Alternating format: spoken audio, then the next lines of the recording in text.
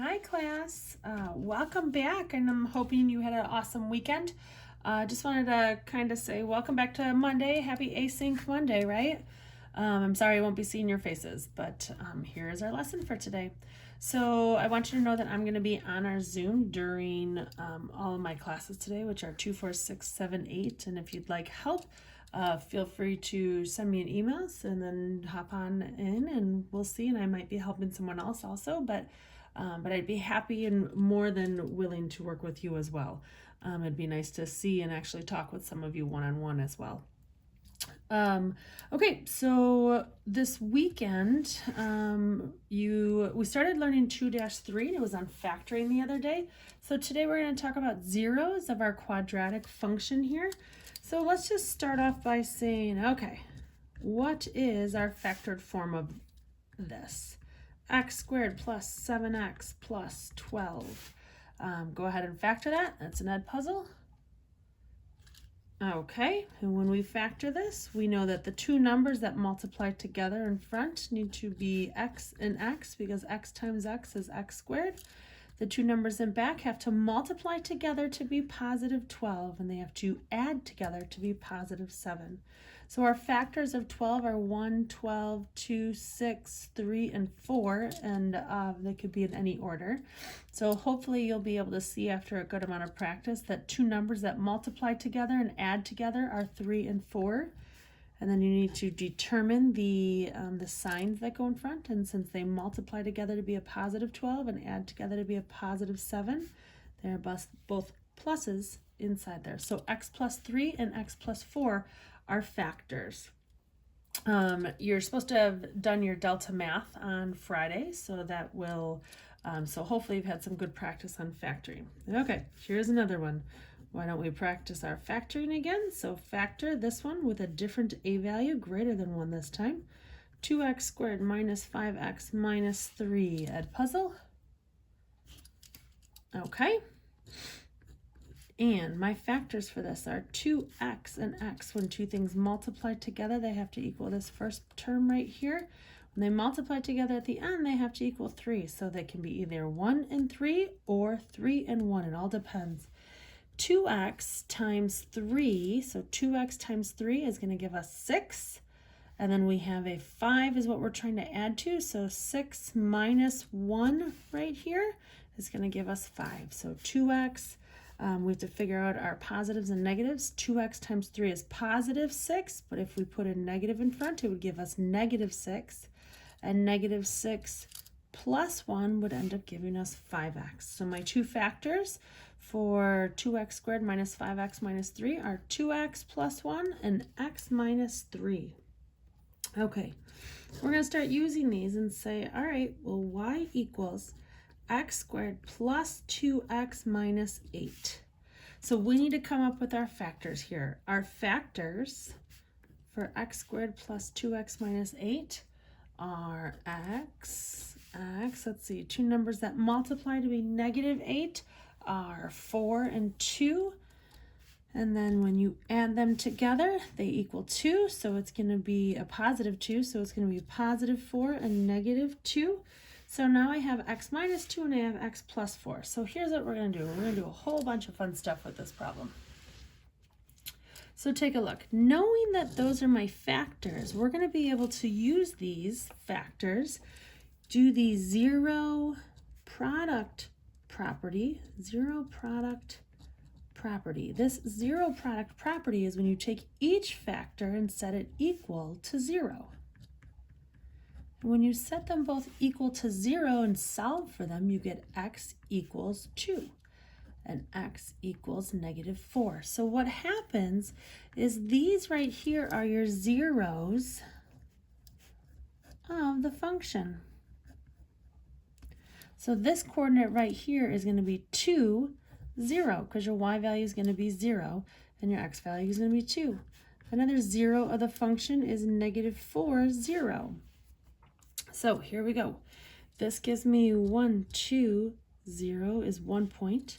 1, 2, 3, 4 0, negative 4, 0 is another coordinate point.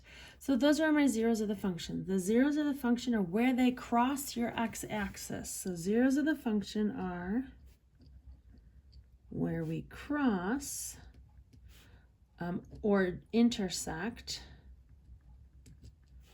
our x-axis. So those are called our zeros of the function here. Okay, so we've got our two coordinates. Those are my zeros of the function. Let's go ahead and do all the fun stuff that we can. We can actually graph this whole function just by knowing the equation. Now that we know how to factor, we know how to do the zero product property, and we know what our zeros of the function are now and can graph those. We also know how to find our vertex from last week. Our vertex, remember, is opposite of b all over 2a is my x value, and then you take that and you plug in your x value to determine your y value. Okay, so with that being said, let's see here. Opposite of b all over 2 would be negative 1. So that means I'm going to have a vertex, an x value of negative 1. When I plug in negative 1, I get negative 1 squared plus 2 times negative 1 minus 8.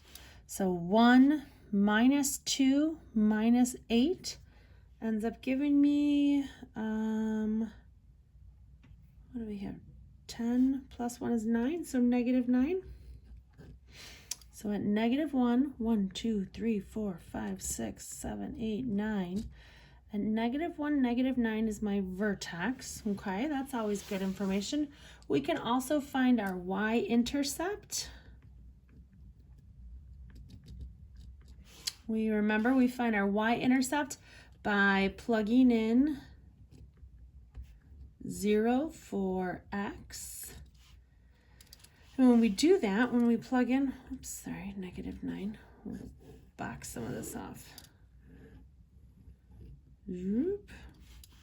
Okay, when we find our y-intercept, we plug in a 0 for our x values, and we get y equals 0 squared plus 2 times 0 minus 8. Gives me negative 8 as a y-intercept. So my coordinate then is 0, negative 8. So let's graph it. 0, negative 8 is a coordinate point right there. We also know that we can mirror this off of our axis of symmetry. So my axis of symmetry, let's do our axis of symmetry is x equals, and then my x value of my vertex, negative 1. So we have to remember we have an axis of symmetry right here.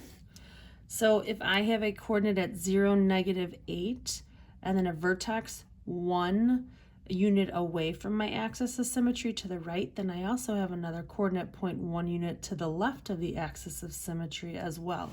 So I have another point on my graph, and that coordinate point that I know for sure is on my graph is at negative 2, negative 8. So that is the point that is symmetric with the y-intercept. And then I have 1, 2, 3, 4, 5. Let's graph it. I've got my x-intercepts, my y-intercepts. Yeah, 5 points. That gets us our graph. Okay, now I'm going to have you try one. So pause, rewind, do as ever you need to. But the one I'd like you to try now is y equals x squared minus 9x plus 20. Now I'm going to have you go through the whole, everything about it. But let's start off with identify. That's not how you spell it. Excuse me. All right, identify. Thank you. Identify the zeros of the function. So we're going to start with that. Go ahead. This is your function right here. Identify the zeros. Okay, a puzzle question? Okay, thank you. So x squared minus 9x plus 20, when I factor it, I get x minus 4 and I get x minus 5. When I do these, so let's see, first I factored it. And then I did the zero product property. The zero product property told me that x minus 4 equals 0 and x minus 5 equals 0. So x is 4, x is 5. Okay, and that's what you got. And then let's see, we need to be able to graph this also. So let's see, if my zeros are at 4 and 5, I've got 1, 2, 3, 4 is a coordinate point, and 5 is a coordinate point. Ooh, this is a little tiny guy right there. Okay, so we've got points at 4 and 5, zeros at 4 and 5. I can also find what is my y-intercept, please. Go ahead, find your y-intercept, Edpuzzle. Okay, my y-intercept is when you plug in a 0 for x. So we have 0 squared minus 9 times 0 plus 20, which means my y-intercept is 20. So if my y-intercept is 20, that means up here, 1, 2, 3, 4, 5, 6, 7, 8, 9, 10, 11, 12, 13, 14, 15, all the way up here to 20 is my y-intercept. Let's see, if that's my y-intercept, we know that, well, we don't have a vertex yet. Let's find our vertex next. Vertex, what's your vertex? I'd puzzle it. All right, our vertex we know is opposite of B all over 2A. So my x value is 9/2. Plug in 9/2 squared minus 9 times 9/2 plus 20. And that ends up giving me negative 1/4. So my vertex is 9/2, negative 1/4. I also have an axis of symmetry. Axis of symmetry. My axis of symmetry would be x equals 9/2. So my vertex is at 9/2, negative 1/4, which is also the same thing in decimals as 4.5 and negative 0.25. So I've got 4.5, and then down just a smidge, not even a whole one, down 1/4 of a unit right there, and zoop. And there's our quadratic graph. Okay, what I'd like you to do tonight for homework is on your assignment guide, but it is also, oh man, I don't know what page it is.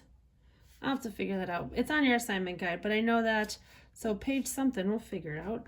17, 21, 22, 24, 25, 26, 30, and 44.